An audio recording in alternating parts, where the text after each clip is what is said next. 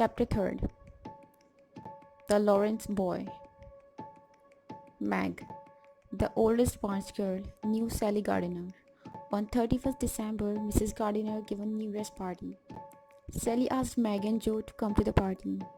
"I wish I had a new dress," said Meg. She was 16 years old, very pretty and very interested in clothes. 15-year-old Joe didn't care much about clothes, but she was worried about her party dress. "There's a burn mark on the back of my dress. What shall I do? I can't hide the burn."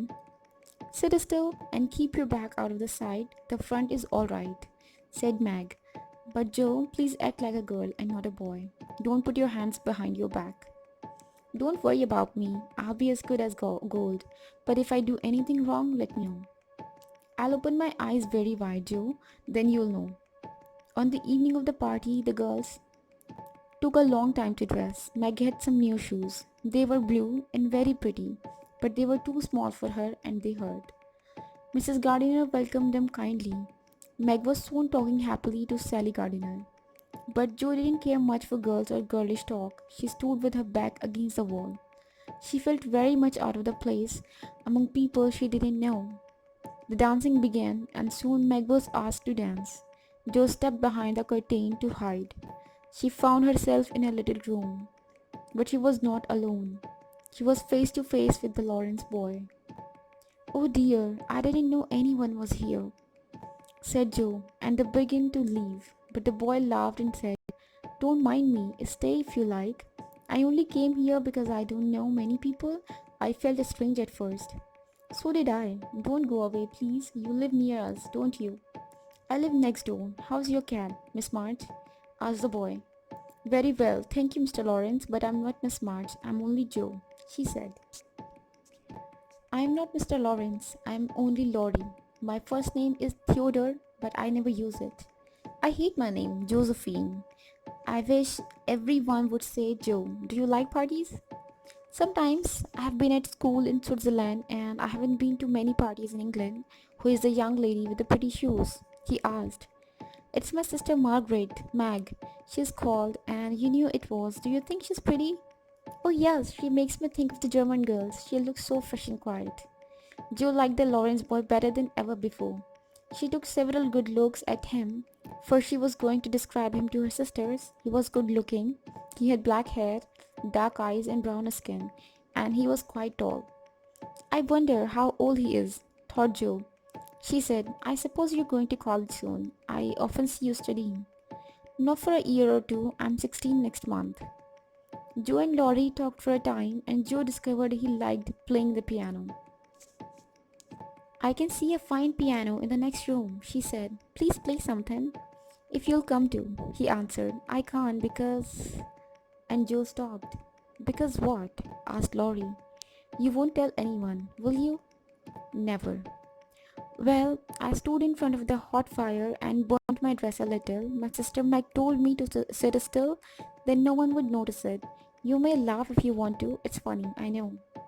But Laurie didn't laugh. He looked down a minute and said gently, "Never mind that. Please come." Laurie played the fine piano excellently. Afterwards, they went back to the big room and talked and watched the dancers. Suddenly, Meg appeared. She was searching for her sister, and she looked worried. Joe followed her into a room behind the dance room. Meg sat down, holding her foot. "I've hurt my foot badly. It's these new shoes. They're too small. I can't walk. I don't know how I'm going to get home," she said. Meg. "I'll get a carriage," said Joe. "Oh no, that will cost too much." "I'll rest till Hannah comes and we'll manage. When supper is over, watch for Hannah. Tell me at once when she comes." Laurie was in the supper room. He had a cup of coffee in one hand and a plate of cakes in the other. Joe told him about Mag. "That's too bad," said Laurie. "May I take these to your sister?" Later, Laurie took them all home in his grandfather's carriage. The Christmas holiday was over. Life went on in the usual way. The March family had work to do. Mr. March lost most of his money when he helped an unlucky friend, and the March family had not got much money to live. Mrs. March went out the house every day. She helped to make clothes for the soldiers and the hospitals. Meg looked after young children. The King family were rich, and their children had everything. Meg liked pretty clothes and she thought it was not fair. Jo went to help her rich Aunt March. This old lady's husband was dead and she could not walk very well and needed help. She had a big house with a large library of books which Jo liked to read, but Jo got angry quickly and so did Aunt March. Beth was now 13 years old, but she stayed at home and helped Hannah in the house. She did her lessons and played the old piano. Amy was 12 years old and went to school. She could draw pictures very well and was quite pleased with herself. She liked to say to the other girls at school, "When father was rich, we used to do such and such, but now," and the other children felt sorry for her. So each of the girls had their daily work, and the time for parties was gone. One weekend it was snowing and very cold, and most of the family stayed by the fire.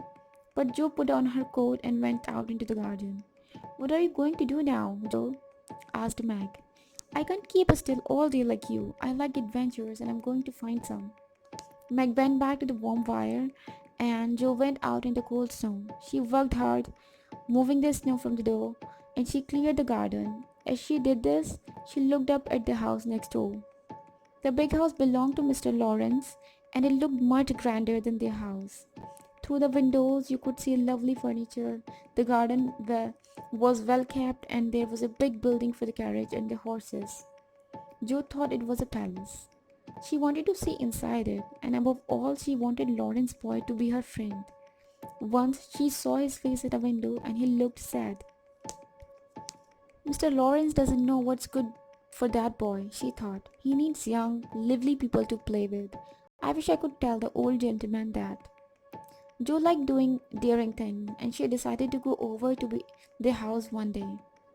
That snow afternoon, she watched old Mr. Lawrence drive off in the carriage. She looked up and saw Laurie at his window, alone and looking sad. She made a snowball and threw it up at him. Laurie's eyes brightened and he smiled. "How are you?" cried Jo. "I haven't seen you out. Are you sick?" Laurie opened the window and called, "Yes, I have been ill and I have had to stay in the house, but I'm better now." "What do you do to amuse yourself?" "Nothing."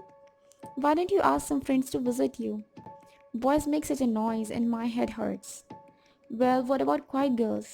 "I don't know any." "You know us," began Jo. Then she laughed and stopped. "Yes, I do. Will you come, please, Jo? I'm not nice and quiet, but I'll come if mother will let me. I'll go and ask her." Jo marched into the house, wondering what they would all say to her.